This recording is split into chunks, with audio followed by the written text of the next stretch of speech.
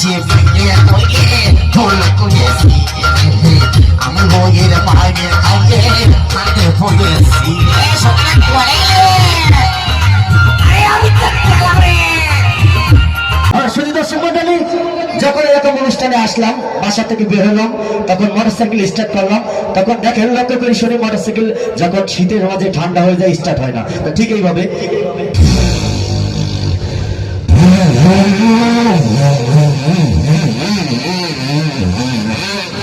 মোটরসাইকেলে ভার পড়ে গেছে।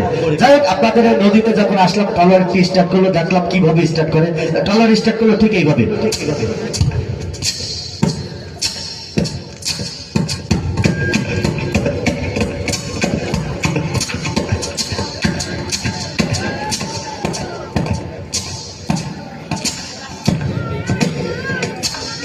ট্রলারের ভ্যাল পড়ে গেছে। হ্যাঁ আমরা যখন গাড়িতে চলাফেরা করি কিছু কিছু গাড়ি যখন স্টার্ট হয় না লক্ষ্য করে শুনি ঠিক এইভাবে গাড়ি স্টার্ট হয় পিছন থেকে যখন ধাক্কা দেওয়া হয় ড্রাইভার তখন সামনে থাকে স্টারিং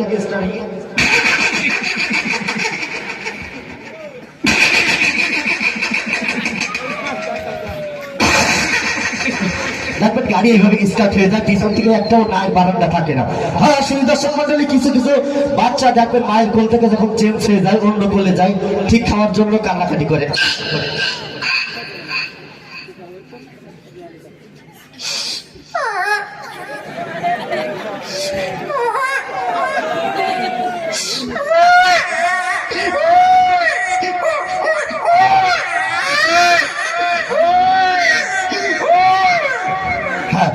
এরকম হয়। আমি একবার অনুষ্ঠানে আসলাম যখন বাসা থেকে বের হলাম অনুষ্ঠানে আসার সময় একটা গান করছি করি মনে কাম সারে না ওরে মদনে মদনে আরে প্রেম রসিকা হব কেমনে যাক এই গান শুনে পিছন থেকে ছাগল এসে কাছে না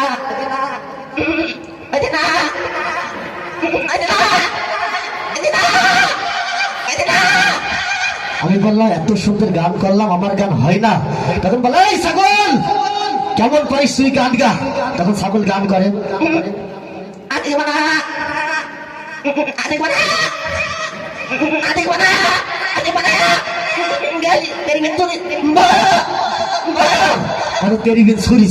দেখবেন পশু পাখি গান করে। হ্যাঁ যাই হোক ব্যায়াম কিছু কিছু ব্যায়াম তখন কথা বলে ওয়ানে যাবি ওয়ানে যাবি বললাম অনুষ্ঠান যাবো কিসের অনুষ্ঠান কিসের অনুষ্ঠান বললাম অনুষ্ঠান বড় অনুষ্ঠান তারপরে একটা ব্যায়াম এসে কাছে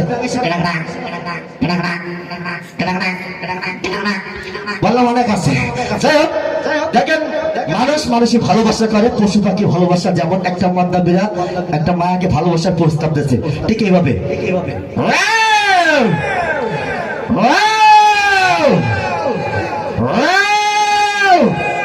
মায়া কাছে পিছনে এসে আমার মা ঝাঁটানি বসিয়ে দিয়েছে মলু ঝাঁটানি চলে এসো তখন এইভাবে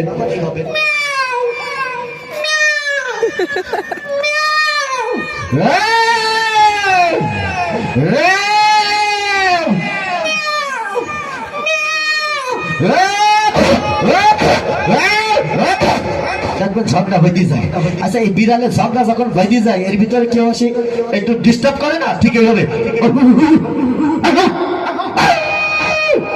আচ্ছা বলেন তো ভাই যখন এই বিড়াল কুকুরের আওয়াজ শুনবে তখন কে দাঁড়াবে দাঁড়াবে না তখন এই দুই বিড়াল দুই গাছের মাথায় তখন বলছে কুত্তায় লেবি আয় তখন এই বিড়াল কিন্তু লাভবে না এই কুত্তা যখন উঠতে গেছে আর বিড়াল তখন প্রস্তাব করে দিয়েছে ওদের বই।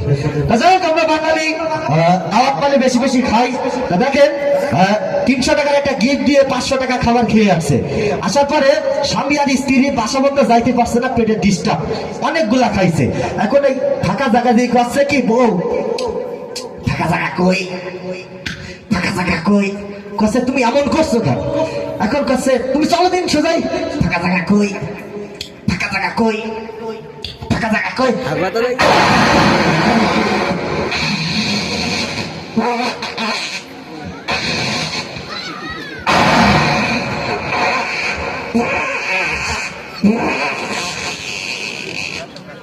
এখন পিছন থেকে বউ উঠে গেছে গুলি গালা হচ্ছে কোন জায়গায় রে গুলি গলা, আসলে গুলি গলা না, ওর পেটে ডিস্টার্ব হয়েছিল, এরকম হয় না?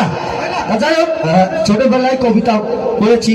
তা যেমন একটা বাচ্চার কাছে এই কবিতা যদি দেওয়া হয় তা ঠিক এইভাবে বলবে, ওই দেখা দেয় তাল গাছ, ওই আমাদের গা, ওইখানেতে বাদ কলে কানা বগিচা। আচ্ছা, এই কবিতাটা যদি দেওয়া হয় মনে করেন এটা হিজড়ার কাছে, তখন যে আপা বিউটি আপনি এই কবিতাটা আবৃত্তি করেন, তা লক্ষ্য করে শোনেন। ওই দেখা যায় তাল গাছ, আই বিউটি, ওই আমাদের গা, ওইখানেতে বাস করে কানা বগিচা। ইসল আবগি তুই খাইস কি? পান্তা ভাত চাইস কি? পান্তায় আমি খাই না, পুঁটি মাছ পাই না, একটা যদি পাই রে অমনি ধরি ঠাপুস ঢুপুস খাই। হাই আল্লাহ ইসল।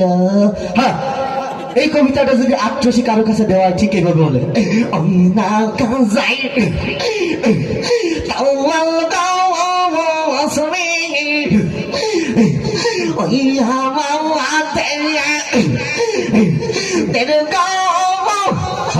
এইভাবে কবিতা চলে যায়। হ্যাঁ, শুধু দর্শক মন্ডলী।